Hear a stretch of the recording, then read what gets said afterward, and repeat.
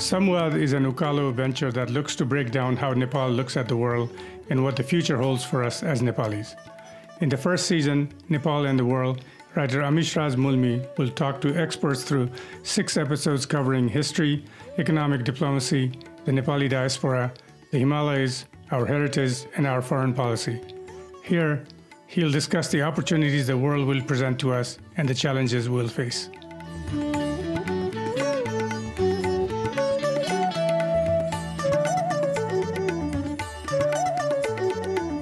Namaste. Welcome to Samvaad, an Ukaalo podcast where we want to break down how Nepal looks at the world and what the future holds for us as Nepalis. My name is Amishraj Mulmi and I will be your host for the podcast. Welcome to this first episode where we will be talking about the history of Nepal and how Nepal has traditionally looked at the world. I want to start by reading out excerpts from a letter written from Calcutta by Lokaramaṇa Upādhyāya, who was then the Nepali envoy in India. This letter is regarding the political, military and geographical information of the British presence in South Asia and was written in 1837 CE. I quote, Upranta, in accordance with the orders coming from the Buddha Guruji, asking how great is the extent of the English territory, draw and send a map of the borders in all 4 directions. Which countries does it share borders with? How many forts are there in all? How many large ones are there and how many small ones? Where are the magazines and how many? How large is the army? Some are under true English occupation and some are under English dependencies. Drawing a map with border in all 4 directions will require drawing a map of all of Hindustan. People who know how to draw maps say that a map of Hindustan will not cost less than 200 rupees. Instead of asking someone to draw the map, I have bought a map of Hindustan printed in English and Persian letters from an English shop for 80 rupees. Regarding the question about borders shared by English territory with other countries, in the northwest, a border is shared with the Sikhs country. In the west, southwest and south, there is the sea. Towards the southeast and east, a border is shared with the territory of Burma. Towards the northeast, a border is shared with Bhut. Towards the north, a border is shared with Nepal. End quote. It is often assumed that Nepal was historically a closed-off and insular state, and its officials strove to keep it that way until 1950, when the end of Rana rule opened up Nepal to the world. But this letter tells us that Nepali officials were curious and inquisitive about the world they were living in.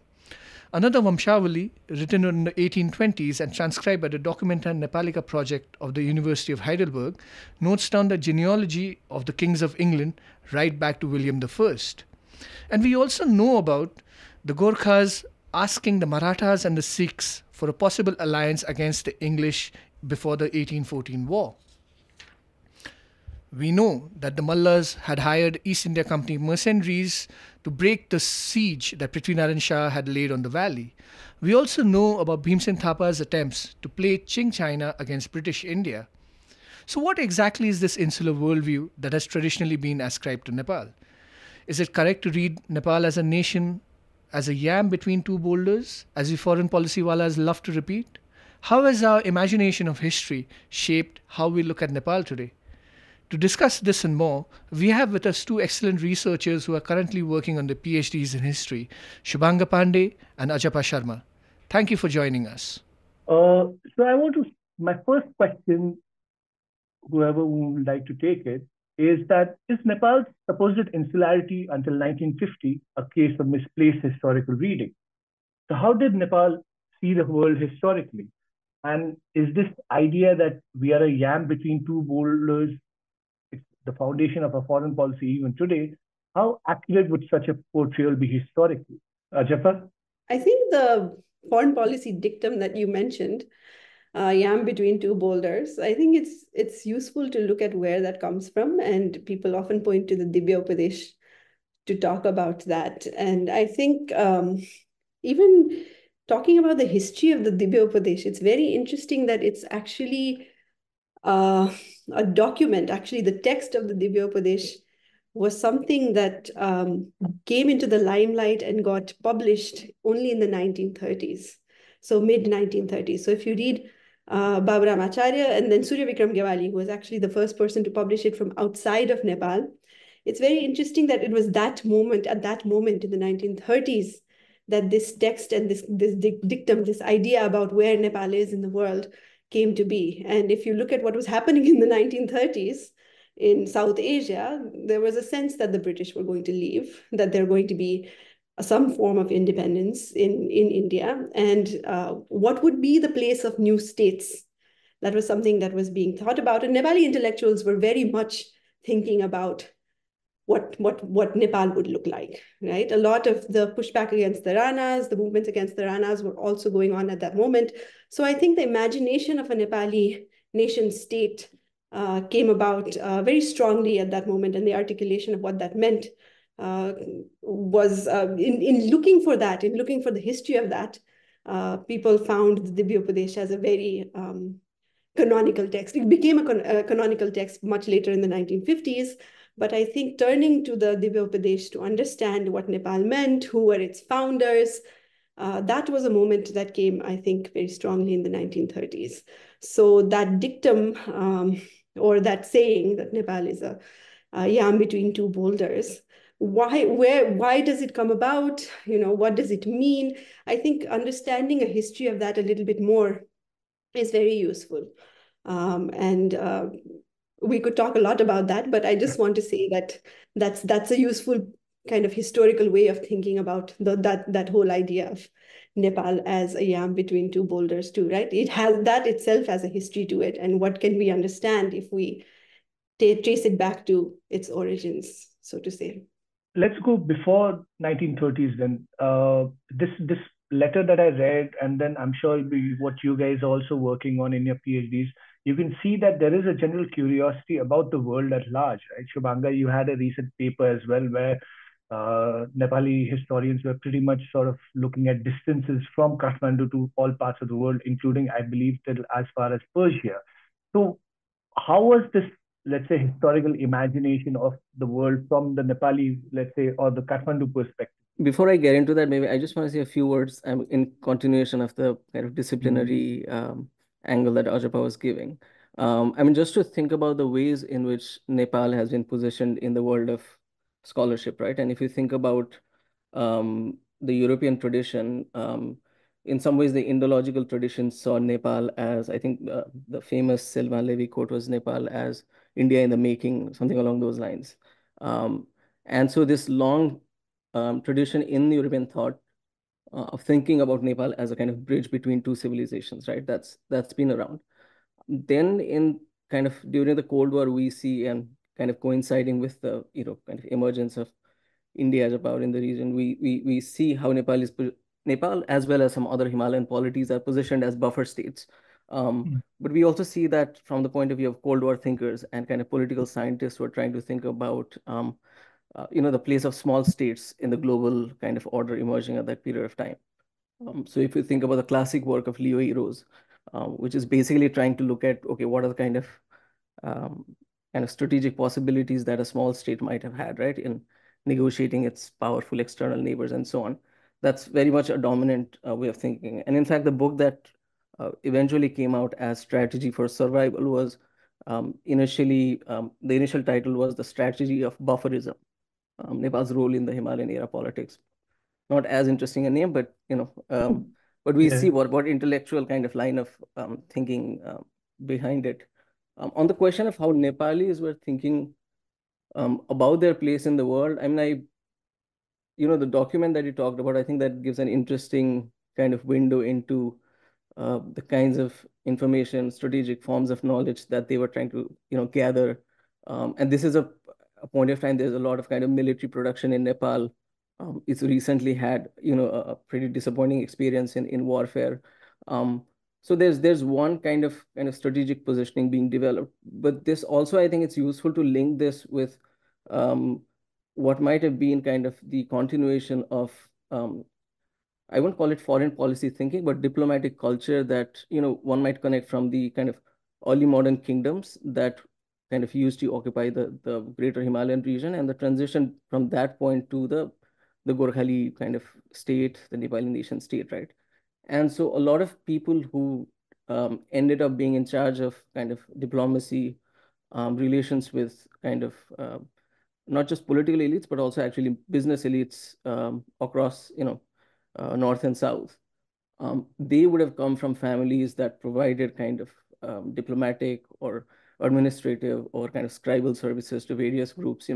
We can think of kingdoms like Makwanpur, Palpa, Tanahu, Salyan, Gorkha, maybe not so much. And actually, there's an interesting story to be told, I think, in how this new Gorkhali nation state manages to tap into skills and resources of available kind of elites. But it might be useful to think of the kind of diplomatic thinking of 19th century, especially pre-1850s diplomatic thinking, as actually a kind of constellation of various kind of pulls and pushes that, and skills and services available within the erstwhile Nepal. And maybe one way to actually think about that might be the kind of factionalism that, all the historians talk about, the Pandeys and the Hapas and Basnats and so on. It might be actually at some point useful to think about these factionalism as differences and material, both differences in ideologies, but also differences in material interest, right? Do some social groups benefit from having a greater engagement with, East India Company, access to monopolies over businesses and so on, as opposed to some groups that see themselves more successful in kind of military entrepreneurship, taxation in the greater Himalayas and so on. Just thinking about the information network, in the early kind of 19th century, which is the 1800s, we also know from scholars in China, like Matthew Mosca, right, who talk about how the Nepali state is providing information to the Qing Empire, and it's strategically making these connections, these communications to them in kind of trying to thwart kind of the British, right? So it's not just like an information generation for itself, which it was doing, of course, but it's also kind of tapping into a larger foreign policy, right? So and it's very interesting if you read Matthew Mosca, whose book From Frontier Policy to Foreign Policy, which is about the Qing Empire's understanding of British India, you see that the Gorkhali state actually has a lot more information about who the British are because of proximity, clearly, right, than the frontier officials of the Qing dynasty do. So I think even when we talk about the early 19th century, there is a sense that the Gorkhali state is attuned to foreign policy as relating to multiple players around itself.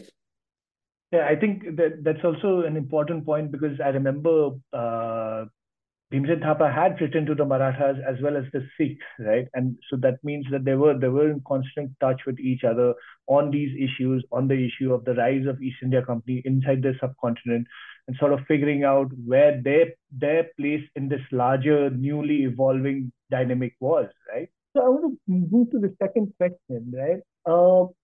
Recently, I mean, it's been 100 years of the 1923 treaty. Everyone has been talking about it, and how sort of Chandra Shamsher's relations with the British was what guaranteed our sovereignty and independence. Is that a correct way of looking at 1923 treaty, or were there other factors in how the treaty emerged to be? I was actually looking at this, the 1949 application that Nepal made to the United Nations, and one of the points of celebration of the 1923 treaty is that it was quite important and valuable in Nepal's achieving its kind of global place in post Second World War world, and that it demonstrated that Nepal had autonomy vis-a-vis the British, as far as 1920s. And so it was clearly a useful piece of treaty to the post 1950s Nepali state. I think that's very clear. But when we think in terms of what that treaty might have meant actually back when it was signed, I think it's useful to look at that treaty as a product of its own times. I mean, this is the post Second World War, First World War world. There's creation of new kinds of international mechanisms nation states suddenly need and benefit from having a kind of different kind of position as opposed to kind of pre-World War I position, in this kind of generation of new entities, new polities that are interacting in global forums and so on. They're more talking to each other in more ways than before. And so I think part of it is a reflection of the fact that the Nepali kind of the ruling groups in Nepal saw that this is that there are new arenas of kind of global politics, and one needs to find a place in that setting. But I mean, Nepal was not the only non kind of colonized or the polity to have this kind of arrangement, right? And there are precedents in South Asia as well, including Afghanistan. I think Bhutan had one also in the same decade, maybe 10 years before Nepal.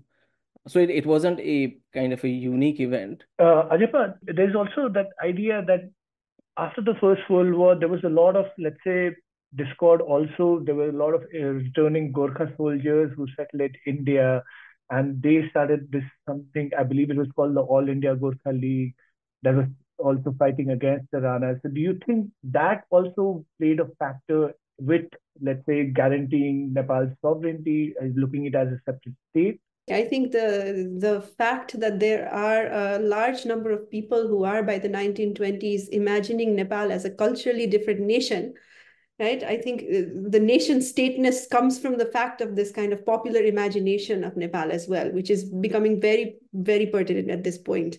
In the 1920s, there are literary movements. There is the idea of the Nepali language as distinct, as the Nepali community as distinct, and that is happening from the community outside of Nepal to a large extent, who are engaging with ideas about popular sovereignty through their engagement with the anti-nationalist movement, anti-colonial movement, nationalist anti-colonial movement in India.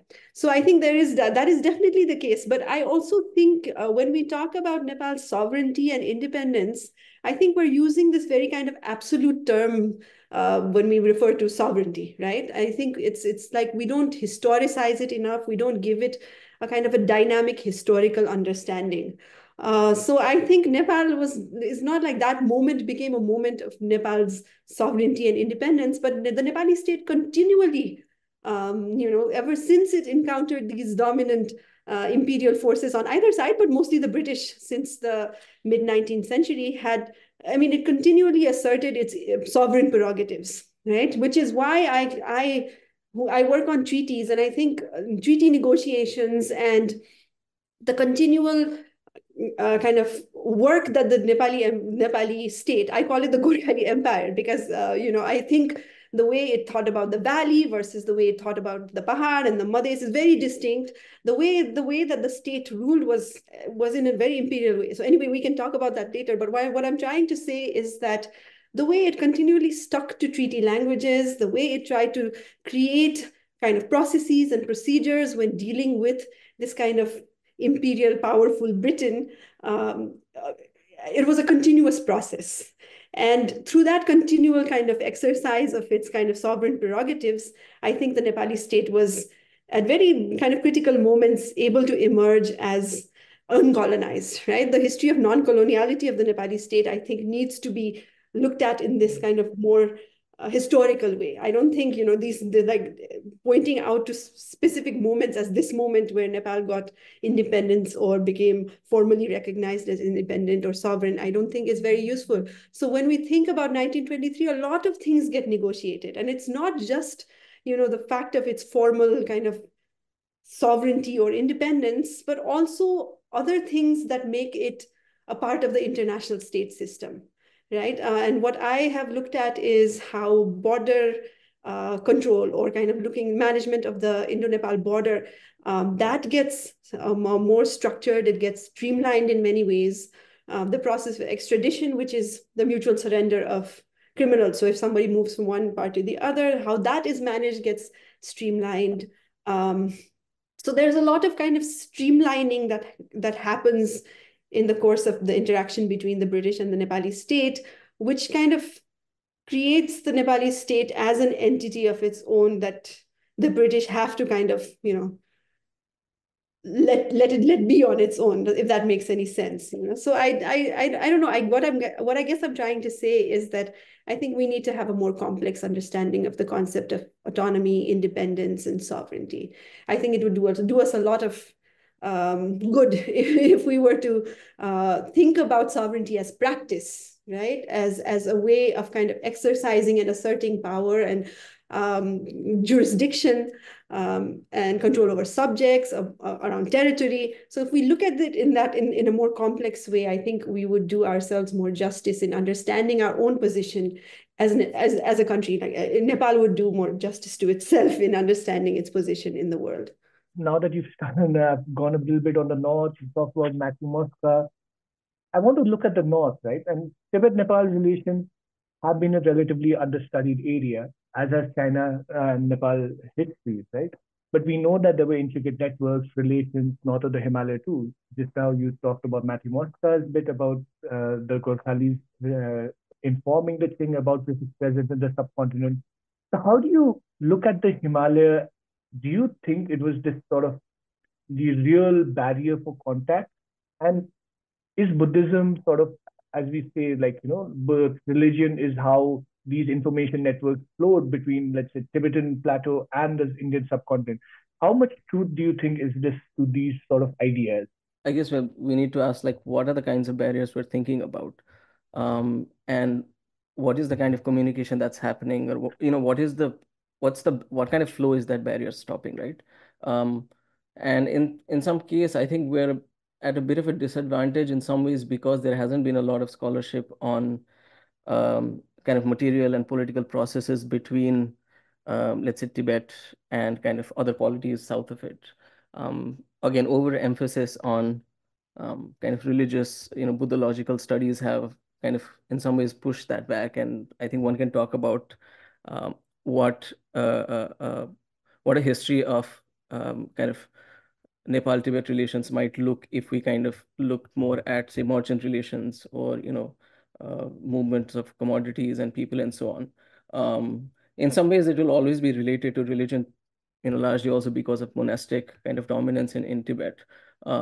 But in some ways, I think we might have to change our chronology of thinking about Nepali history because, I mean, the way we even today conceptualize Nepali history is the relationship between kind of post 1768 state, which is kind of slowly absorbing kind of other polities. And then this kind of new relationship between Kathmandu and Lhasa and vis-a-vis that to Beijing, right? And so that's in any way, I think that's already a restricted history because all of a sudden it removes us from a lot of other interesting material processes that happened in the northern border. Partly it is also a problem of languages that not a lot of Nepali historians, including some of the most people who have done most, I would say, impressive work using Nepali sources, just have not looked at the Tibetan sources. So there's that problem as well. But I think, especially if you look at again movement of capital, I think there's quite a lot of work to be done. I mean, for example, there's if one looks at a lot of diplomatic correspondence, from the period of 1830s all the way to 1870s. There is this constant kind of complaint from the British side about all these monopolies that Nepali elites are maintaining by kind of giving out trade monopolies, resources, and so on. And in many cases, you see that these are actually Kathmandu-based Newar merchants with businesses both in the south and the north.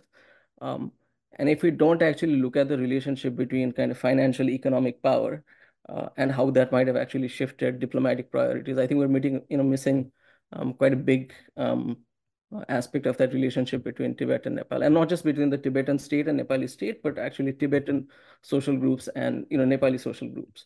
And then we might have to kind of differentiate what groups are we talking about, right? But I think those are the possibilities those are the spaces that might actually give us some interesting answers. Ajapa, what do you think? No, I think I agree with Shubhanga that a lot of it has to do with the fact that a lot of Tibetan material written in Tibetan hasn't been explored. And there is quite a lot of that.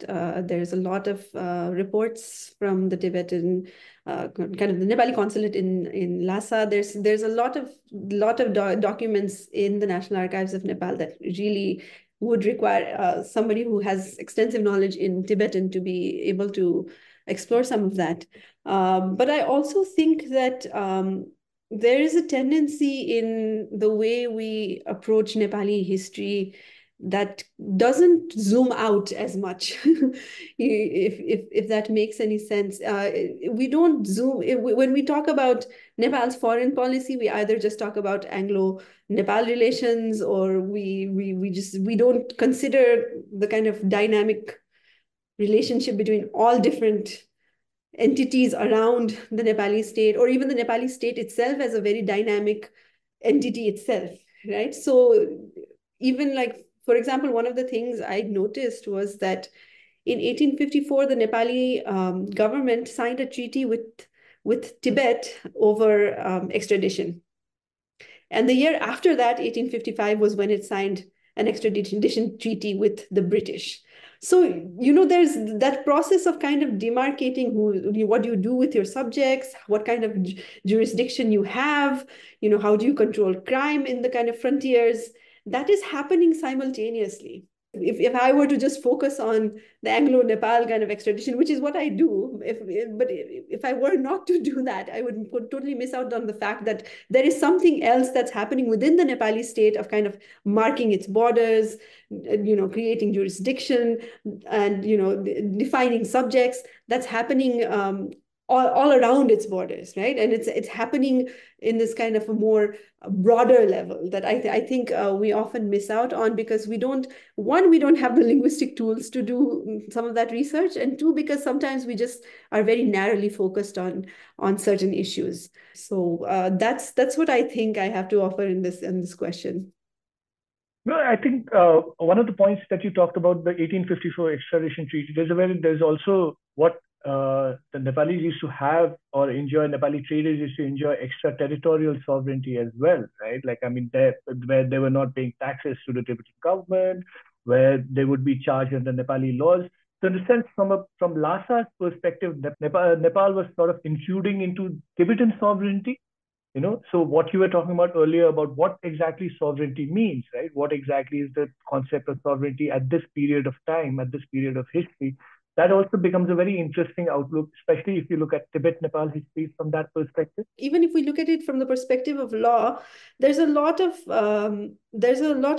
decisions that are being made by the Rana regime, especially after it's coming into existence in the 1850s, about how to manage social relationships with Tibetans. I want to move to the last two questions of a larger imagination of history from Nepal, right? Like, I mean, what you've said also, we are a people who are constantly looking towards history, but our history of Nepal is primarily come to mean the history of Nepal Valley, right?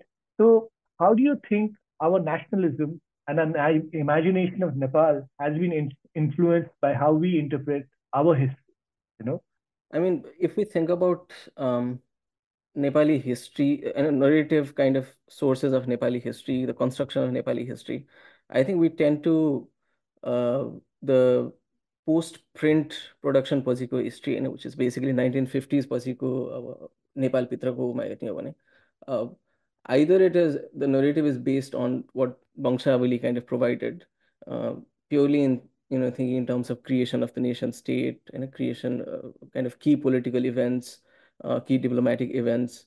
It's quite interesting that both European historians, including those who started working in the 19th century, the 20th century European historians and Nepali and other non-European historians, वंशावलीको narrative largely आफ्नो narrative को framework बनाएको जस्तो पनि देखिन्छ हैन.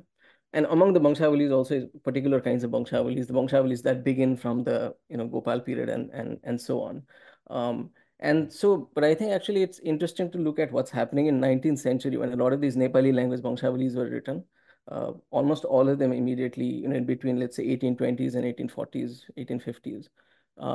And many of them are actually written for the purposes of external readership in some cases. Brian Hodgson ko लेखेको छ हैन, internal consumption को लागि पनि लेखेका छन्.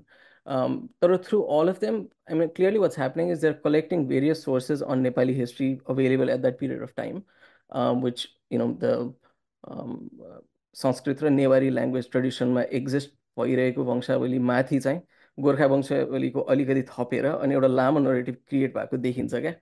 And so it's an interesting, I mean, question to ask if the kind of roots of proto-nationalism in some ways can be traced back to this production of, basically these are kind of military administrative families creating this piece of writing, circulating it amongst themselves. I mean, if you look at the copies of Vangshawalis they have in the National Archives, I mean, I think it's quite remarkable. Like, यो सबै scribal copying किन भइरहेछ कसको, I mean, pedagogical purpose कति छ हैन, but it's also being read by and given to British readers who would want to. So part of the audience is, they're very clear, is also non-Nepali readers, who would want to get a narrative kind of structure of this kingdom.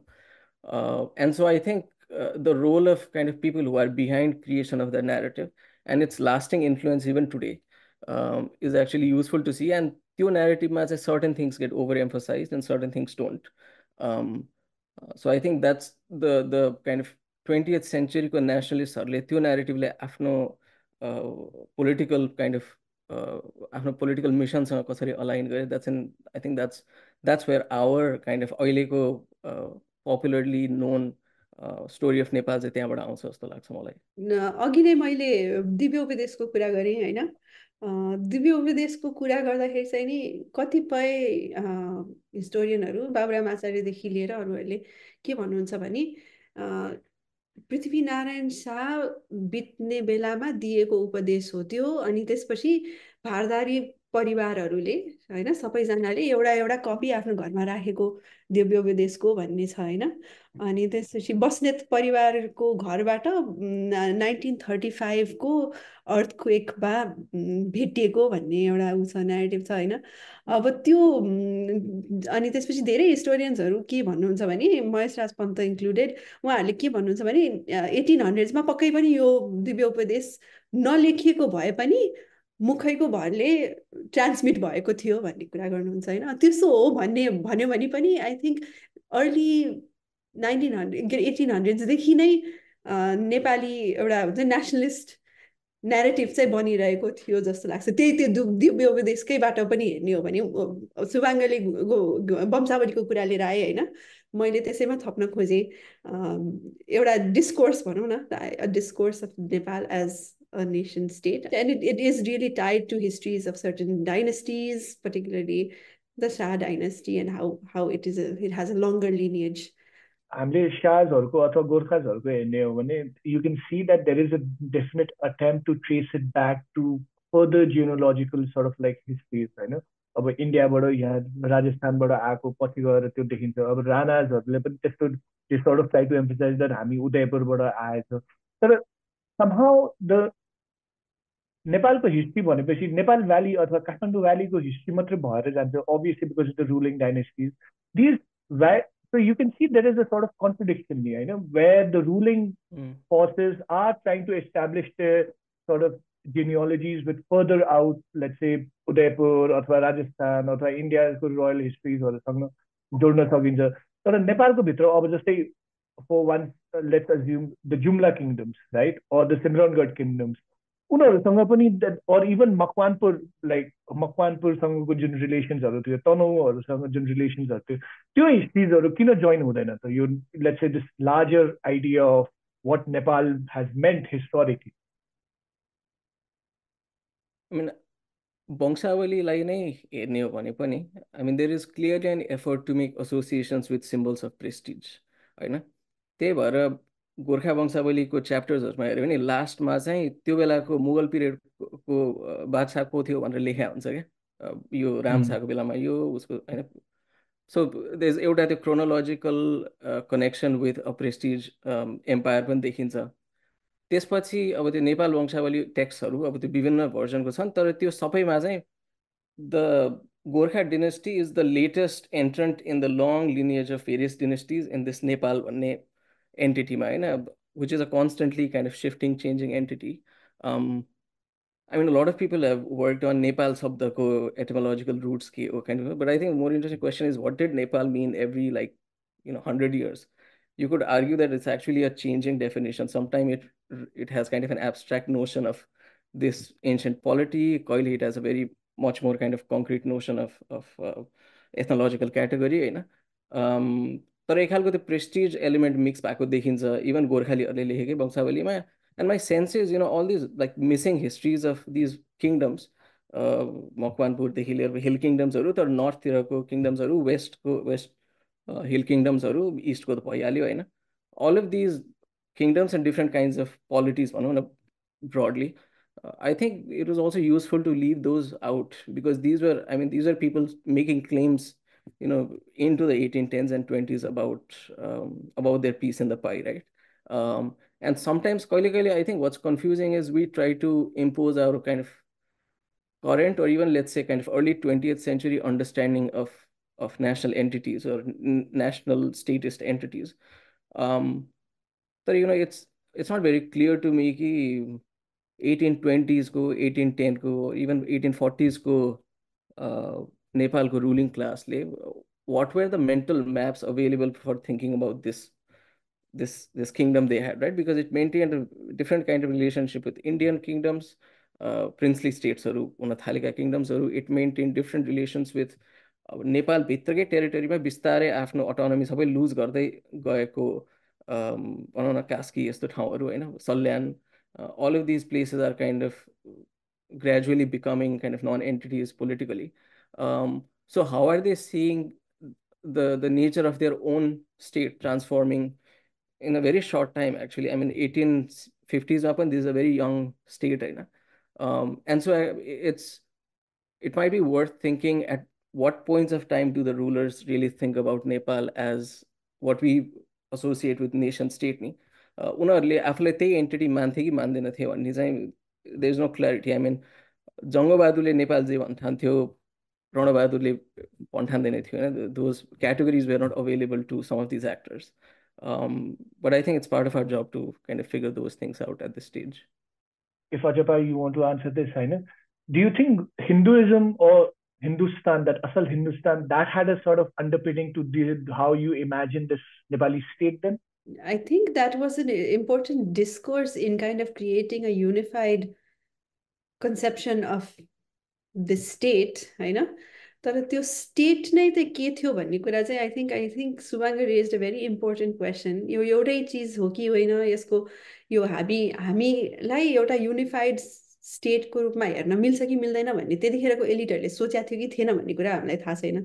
त्यसलाई त्यो जुन अब के भन्ने साम्राज्यमा बस्थे उनीहरू, त्यो साम्राज्यलाई उनीहरूले कसरी हेर्थे, त्यसलाई के भनेर बोलाउँथे, राष्ट्र भन्थे कि मुलुक भन्थे कि ढुङ्गा भन्थे कि, त्यो धेरैवटा शब्दहरू छन् जसको अर्थ हामीले हाम्रो अन्डरस्ट्यान्डिङबाट बुझ्न सक्दैनौँ होइन. हामी अहिलेको उमा बसेर, कन्टेम्पोरेरी टाइममा बसेर त्यो कुरा तिनीहरूको एक्चुअल मिनिङ के थियो भनेर बुझ्नको लागि हामीले अलि टाइम स्पेन्ड गर्नुपर्छ तिनीहरूकै डकुमेन्ट्सहरूसँग, उनीहरूकै आइडियाजहरू होइन. त्यस्तो हुँदा हुँदै पनि मलाई चाहिँ त्यो एउटा गोर्खाली स्टेट चाहिँ नि इम्पिरियल थियो भन्ने चाहिँ मलाई, अब हामी उसको कामबाट पनि देख्छौँ होइन, रेग्मीको कामबाट पनि देख्छौँ, कुमार प्रधानको कामबाट पनि देख्छौँ होइन. त्यो त्यसरी हेर्दाखेरि चाहिँ नि नेपाल अर्कै देखिन्छ होइन. त्यो त्यसरी हेर्दाखेरि चाहिँ नि यो राजाहरूको इतिहास बाट भन्दा पनि डिफ्रेन्ट ठाउँ, डिफ्रेन्ट प्रोक्सिमिटीको डिफ्रेन्ट ठाउँहरूलाई एउटा सानो एलिट ग्रुपले कसरी गभर्न गरिरहेको थियो, कसरी पावर एक्सर्साइज गरिरहेको थियो भन्ने कुराबाट हेऱ्यो भने चाहिँ नि आई थिङ्क अझै इन्ट्रेस्टिङ र कम्प्लेक्स पिक्चर देखिन्छ जस्तो लाग्छ कि जुन अहिले हामीले नेपाल भन्ने एन्टिटी छौँ नि, त्यो एन्टिटीलाई अलिकति त्यसरी हेऱ्यो भने चाहिँ अलिकति इन्ट्रेस्टिङ कुराहरू आउँछ जस्तो लाग्छ. किनभने अब यो सबै हेर्दाखेरि हामीले मधेसको इतिहासै कति कुरै गर्दैनौँ होइन. हाम्रो एक किसिमको त्यो मेन्टालिटी के छ भन्दाखेरि मधेस त सधैँभरि चारकोसे झाडी थियो होइन, अनि त्यसपछि त्यसलाई क्लियर गरेर त्यहाँ मान्छे बसाएर त्यो बन्यो भन्ने खालको छ होइन. त्योभन्दा पनि अगाडि त्यहाँनिर डिफ्रेन्ट कम्युनिटिजहरू बसेको देखिन्छ. तिनीहरूलाई व्यवस्थापन गर्नलाई अब towards the end of the 1800s there were multiple laws and policies that were brought about to govern the Tarai as a distinct space होइन. अनि अब त्यसरी हेऱ्यो भने डिफ्रेन्ट ठाउँमा पठाएको डिफ्रेन्ट आदेशहरूदेखि लिएर सनद सवालहरूदेखि लिएर त्यो कुरा हेऱ्यो भने चाहिँ नि नेपाल काठमाडौँबाट रिलेटेड डिफ्रेन्ट ठाउँहरूको एउटा एमाल्गमेसन जस्तो देखिन्छ के. सो अब तर त्यही हो, त्यो के थियो, त्यो समयको मान्छेहरूले त्यसलाई कसरी बुझ्थे, त्यसको लागि चाहिँ नि अब उनीहरूले नै उनीहरूको आइडियाजहरूलाई उनीहरूको मेन्टालिटीलाई बुझ्नलाई अब अलि हामीले हिस्टोरियनहरूले प्रयास गर्नुपर्छ होला. I'll come to the last question. A more 21st century man, we're looking at the world, Nepal, but we're sort of looking at our foreign policy there is a lot of history attached to our foreign policy. If you can see हाम्रो मिनिस्ट्रीले पनि जहिले पनि Nepal China, Nepal India, Nepal UK, all of these countries मा चाहिँ त्यो एउटा historical narrative चाहिँ build गरेको छ. So how do you think that has translated into our foreign policy today, and what would need to change? I think हाम्रो यो दुई ढुङ्गा बीचको तरुल भन्ने छ नि, यसले I think एक किसिमको के भने foreign policy मा realism पनि छ हैन. Like there is a kind of awareness of kind of two looming powers on either sides, and I think that is a useful framework to have. At the same time, I feel like a lot of our foreign policy is it doesn't come from any kind of like a normative framework. होइन त्यो नेपाली स्टेटको historically त्यस्तो नर्मेटिभ framework थियो कि थिएन भन्न पनि गाह्रै छ. It's foreign policy and diplomacy has always been about this kind of realistic understanding of the extent of our own power. Okay? But at the same time, when we come into this kind of situation after 1950, where there is an international state system, is there a possibility for the Nepali kind of state to reimagine another kind of foreign policy framework other than Dui Dunga Bichko Tarul? Does that come from a kind of more historical certain moments like going forward, maybe there's a different framework for looking at our foreign policy. I mean, those are just questions that I have. There's nothing fixed. Shubhanga? I will say, something that I find that puts me off is often, so let's say foreign policy thinkers धेरैले चाहिँ analysis र prescription मिसाइरा हुन्छन् हैन. अनि they're often identifying themselves as part of the state, member of the state. So you're always producing knowledge in service of the national entity, and which I think actually compromises the quality of the information. In a way, dispassionately गरेको foreign policy analysis would be much more useful to a state that is keen and interested in fishing in a useful kind of knowledge about foreign policy, diplomacy, history, IR, and so on. And on the question of how might Oileko Nepali public and people in power kind of use our history and learn from history, you could argue that the kind of Dui Dunga Bichko Tarul was something that